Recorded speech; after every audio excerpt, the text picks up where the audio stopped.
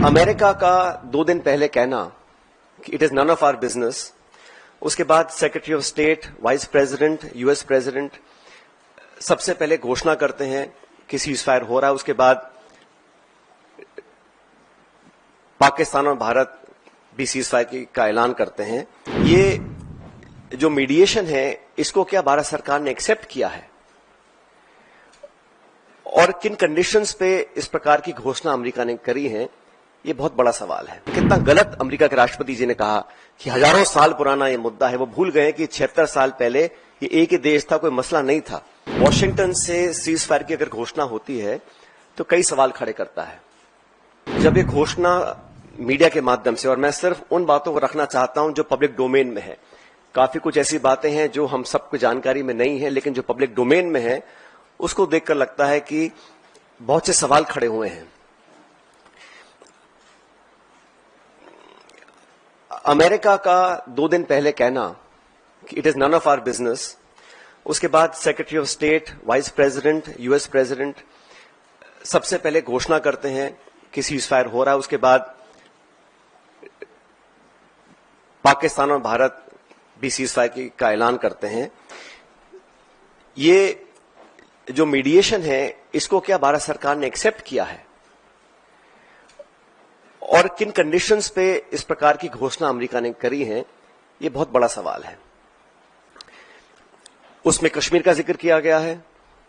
Secretary of state ने बोला है कि एक न्यूट्रल साइट पर कश्मीर के मुद्दे को, और कितना गलत अमेरिका के राष्ट्रपति जी ने कहा कि हजारों साल पुराना ये मुद्दा है। वो भूल गए कि 76 साल पहले ये एक ही देश था, कोई मसला नहीं था, लेकिन उन्होंने कश्मीर के मुद्दे को उठाया। और मुझे लगता है कि ये इंडिया पाकिस्तान को हाइफनेट करने की दोबारा कोशिश की गई है। आईएमएफ का बेल आउट करना, पहले भी बैक चैनल डिस्कशंस होते होंगे। डिप्लोमेसी का अपना एक रोल है दुनिया के हर कोने में, लेकिन इस प्रकार वॉशिंगटन से सीजफायर की अगर घोषणा होती है तो कई सवाल खड़े करता है। भारतीय थल सेना के पूर्व जनरल्स ने भी जो बातें बोली हैं, उस पर भी हमको ध्यान देना चाहिए।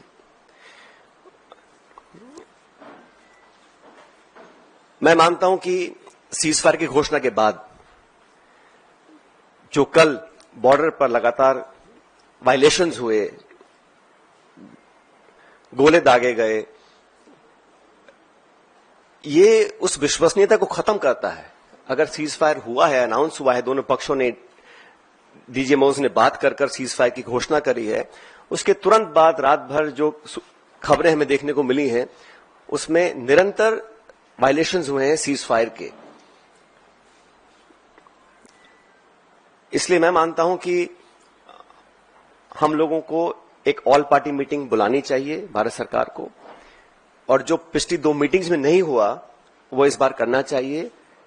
प्रधानमंत्री जी को इस ऑल पार्टी मीटिंग में आना चाहिए और पूरे देश को कॉन्फिडेंस में लेकर, सभी दलों को, क्योंकि सभी दलों ने अपनी विचारधारा को परे रखते हुए समय पर भारत सरकार को संपूर्ण समर्थन दिया था, और जो ऑल पार्टी मीटिंग्स बुलाई गई उसमें प्रधानमंत्री जी नहीं आ पाए थे।